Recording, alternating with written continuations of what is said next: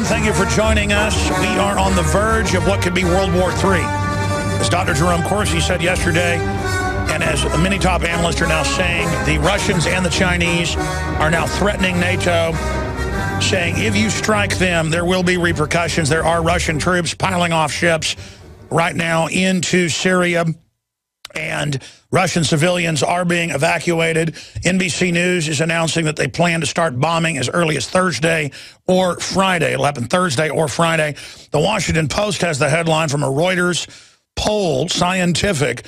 Only 9% of respondents said they believed that the U.S. military should respond to what's happening in Syria.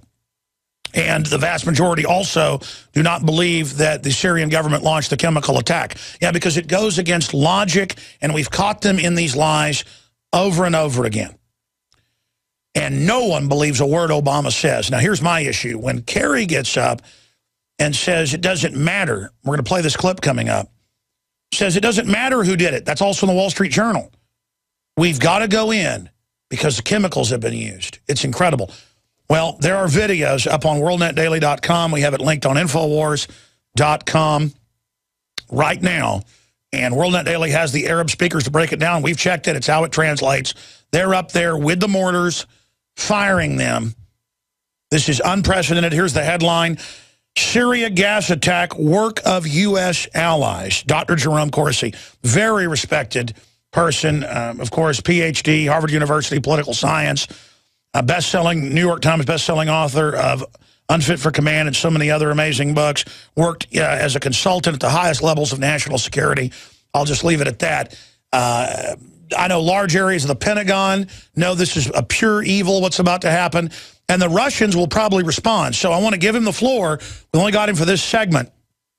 Dr. Corsi, how big is this that they're doing this and that they don't have support? Bush had 72% in Gallup polls and Pew had 72 in 2003. I think this is the total collapse of credibility, but it's kind of like Hitler wasn't supported at the end either, but he was still in control of the Reich. What are we seeing here? And break down this bombshell. Well, first of all, Alex, the article we got running on WorldNetDaily, WND.com right now, as you say, I went yesterday and researched, checked with the Arabic-speaking sources, Walid Shobat, who helped write the article. There's numerous videos on the internet and in the Arabic-speaking world that make it clear the rebels are the ones who have launched the sarin gas attacks, not the Assad government. Now, the Assad government is not a great government. I mean, there's no good guys in Syria, but the point is the truth is the truth. And I think the attempt by the Obama administration, which now appears to be the second time the Obama administration has tried this, there was the narrative being run out of the White House back in May that the Assad government was launching chemical attacks. But the problem is that there's no validation of it. There's no hard proof. John Kerry, Secretary of State, said yesterday he has indisputable proof. Well, let's see it. Why don't we see this proof? It's not there. Even the United Nations, going back to May, doubted very seriously that the Assad regime, as bad as it is, was going to use sarin gas attacks. As you said, it does not make any sense. Why, when the Assad government's winning, would it resort to sarin gas attacks? And with video after video, with testimony after testimony coming out of the Arab world, in Syria, it's widely known that it's the rebels, which are a group of Al-Qaeda, Muslim Brotherhood, ragtag radicals that are opposing the regime and the Obama administration supporting. These are not good guys. And to think that they wouldn't use sarin gas attacks stretches the imagination, especially when we have pictures of the sarin gas arsenals with the gas and the other chemicals coming from Saudi Arabia. I mean, it seems to me that if the Obama administration is going to go to war on Syria, which is what this means, it's a very massive step. I mean, I can't emphasize to people listening how much we are on the verge here of World War III. Russia and China are not going to sit by if Obama thinks he can wag the dog, get attention off of his other problems, or run a false flag here, it isn't going to fly with Russia and China saying to Obama, you don't have the evidence, and we're not going to tolerate a military attack. That's it. That's it, Alex. It's a very, very frightening moment in U.S. in world history. Very, very succinctly said, Dr. Corsi. I want to break something down for my listeners and viewers out there. You have never talked like this in the decade that I've been interviewing you or more. And I've talked to a lot of other top people on and off air about this. Colonel Schaefer is one of them, but many others off record. And they all are saying exactly what you're saying. And it's so transparent. How does Obama think he's going to get away with this? Well, again, I think the Obama administration has gotten to the point where they think they can lie with impunity. Certainly that's what this appears to be. And, Alex, I don't think we've been in a more critical moment since the Cuban Missile Crisis. Now, the Cuban Missile Crisis, Jack Kennedy had photographs of the missiles from U-2 flights over Cuba.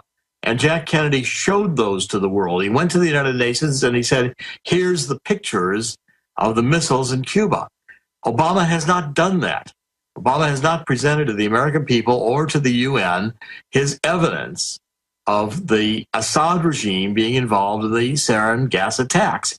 And you've got Assad denying it, you've got Russia denying it, you've got China denying it, all of them with logic on their side. And we've published at WND the videos where you can see with your own eyes the terrorists, the rebels, the forces Obama's supporting being the culprits in the gas attacks. Absolutely, and we're linked to that article as well and mirrored at Infowars.com. It's very important that people get all the articles that are coming out at WND.com, DrudgeReport.com, Infowars.com, and get those out to everybody.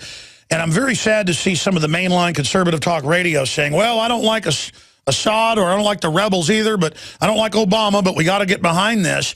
I think Obama is gambling that if they can start the war, and then undoubtedly they've got Russian anti-aircraft missiles, Russian anti-ship missiles, you will see Americans die, probably in large numbers. They think Americans are going to get behind this. I don't think that's the case, because usually going into one of these, they've got over 70%. They've got 9% approval rating.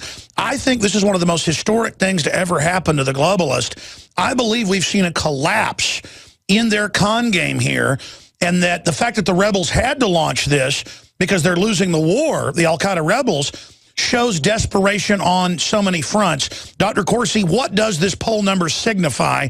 And is there any way for Obama and his kleptocratic wing to back off out of this? Or will they really try to commit us to World War III? What are your sources saying? I want to make a couple of points. One, first of all, people got to realize that, Russia and China are not borrowing $1 trillion a year to make their budget. We are. We're in a vastly weakened economic position, and the world knows it. Secondly, where American public opinion is right now is not in favor of a military action, and I don't see it changing quickly. Now, let's say we have a cruise missile attack or we have a bomber attack over Syria. If we get involved in a shooting war, not just with Syria, but with Russia, or with Russia and China, the ramifications of that are unpredictable and unpredictably frightening. Because if Russia and China say to the United States, you can't sustain a war economically, and you're on the wrong side here, and if Russia and China stand behind Assad, which they are doing, we're escalating the whole conflict beyond the level of surrogates into where we're risking a direct confrontation with Russia, certainly with Russia. And giving them the moral high ground, which history shows you cannot win an immoral war long term. Well, where is, at least with Jack Kennedy in the White House, he sent Adlai Stevenson, who was the UN ambassador to the UN, and he showed the pictures of the missiles in Cuba. Today, we don't have a single thing. By the way, they're coming out with this new dossier, but I expect that to be more, phony baloney as well. What are you expecting? remember, we've gone through this. The left is, the duplicity here is amazing to me. When it was George W. Bush saying there were weapons of mass destruction in Iraq, the left, John Kerry, Barack Obama were all over the issue, saying it was a lie. And now you've got Obama and Kerry using the same lie to advance what could end up being another phony pretext for a phony war. I think the American people can see through this. Sure, we got 1 minute left. Bottom line, what do you expect to happen in your gut? My gut is that the Obama administration is so far out in the limb, they're going to attack, and we're going to come to the edge of World War III. Unfortunately, I agree with you. I hope everybody's saying their prayers for their children tonight. And people better understand how serious this is. It's been one of the most serious moments in world history that we have ever faced. And they're all doing it because these power-mad control freaks that run Washington think they're invincible. And Obama does not want us talking about the IRS scandal with the Tea Party groups or the NSA eavesdropping on Benghazi. Or Benghazi. Or the fact that we're again out of money and spending another $1 trillion we don't have on an out-of-control budget. Obama